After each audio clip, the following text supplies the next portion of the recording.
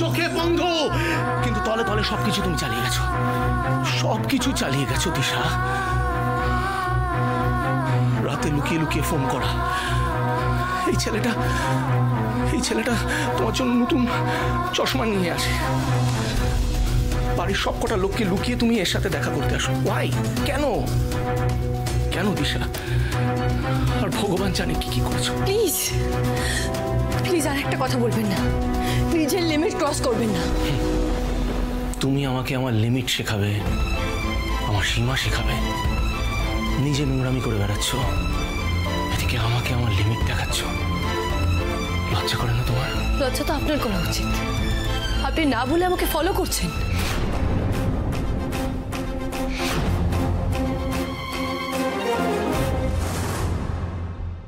ও god দা ভাই, আমি তো ঠিকই গেস করেছিলাম, এই তো তোমার ঠাম্মির বালা।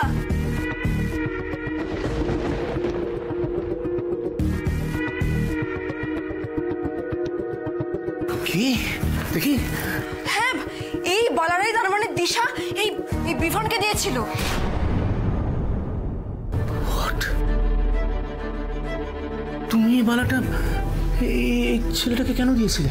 না দিশা, তুমি শুধু আমাকে ঠকাওনি, তুমি আমার সাথে সাথে আমার মা, আমার পুরো পরিবারকে ঠকিয়েছ।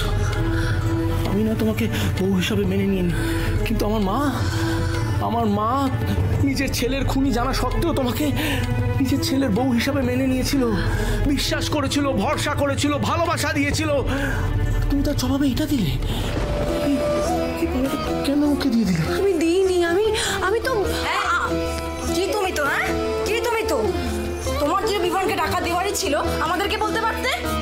বলতে পারতে, আমি ওর মুখে টাকার বান্ডিল ছুঁড়ে মারতাম।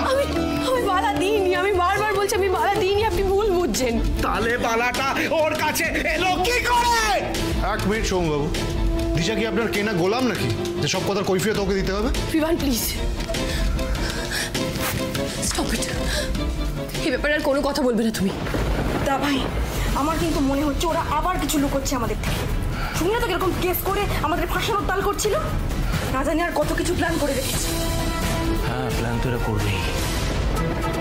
এদের মতো আত্মকেন্দ্রিক স্বার্থপর মানুষরা অন্যদের ক্ষতি করা ছাড়া আর কিচ্ছু করতে জানে না, চক্রান্ত করতে পারে খালি। কিন্তু আমি আর এবারে চুপ করে থাকবো না। Enough is enough. চলো, এর দাম তোমাকে চোকাতেই হবে। I want an answer. চলো ছাড়ুন।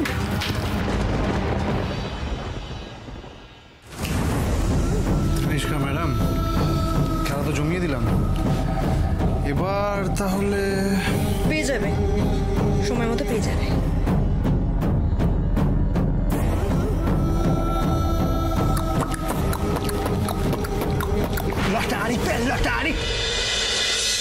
দিশা কিন্তু বললো যে গুগলাইকে আপনাদের কাছে রেখে টিউশন পড়াতে যাবে, আসছে না দেখেই তো আমি গুগলাইকে এখানে ছাড়তে এলাম, কিন্তু এখনো এলো না কেন বলুন তো? সে কি কথা, ও তো টিউশন পড়াতে গেলেও ঘন্টা দুয়েকের মধ্যেই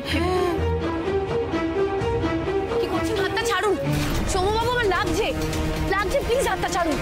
কি করছেন?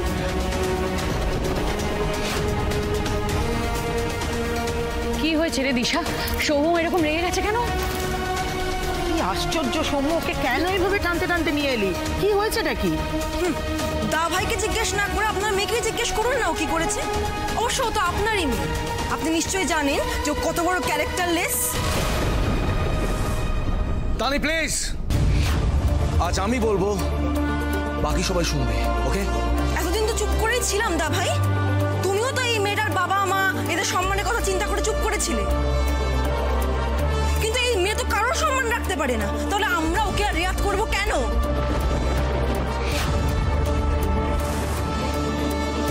কিসের রেয়াত?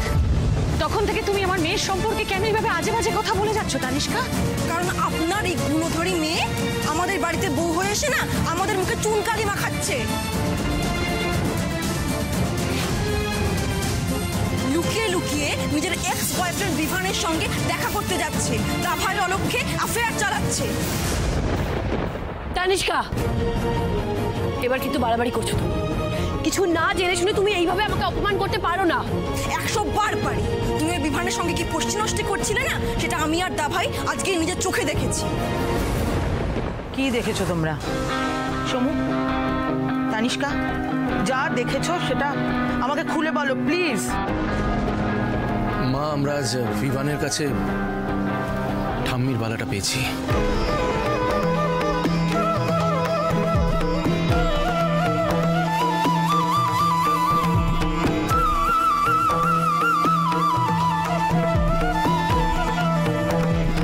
মানে ওই বালা বিভানের কাছে গেল কি করে? কি করে আর যাবে মমসি, ও নিজেই দিয়েছে বিভানকে। আমি আর দা ভাই আজকে গিয়ে ওদের হাতে নাতে ধরেছি।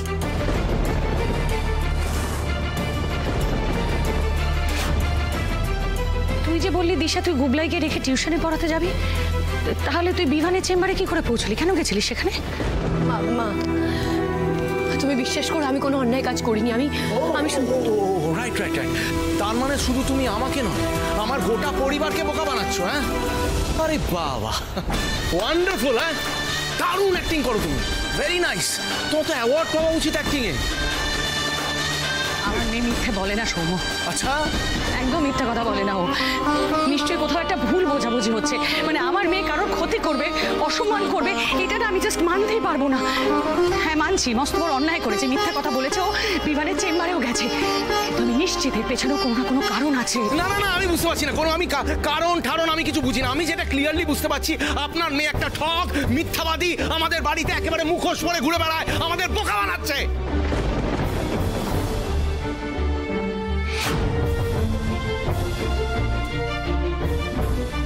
আচ্ছা, আমি যদি এতই খারাপ হই তাহলে আপনি আমাকে বিয়ে করলেন কেন?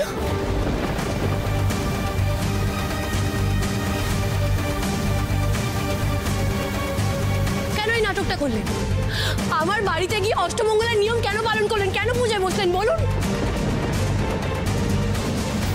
আমি প্রতিজ্ঞা করলাম এই সম্পর্ককে চিরস্থায়ী করতে সর্বদা সচেষ্ট থাকব।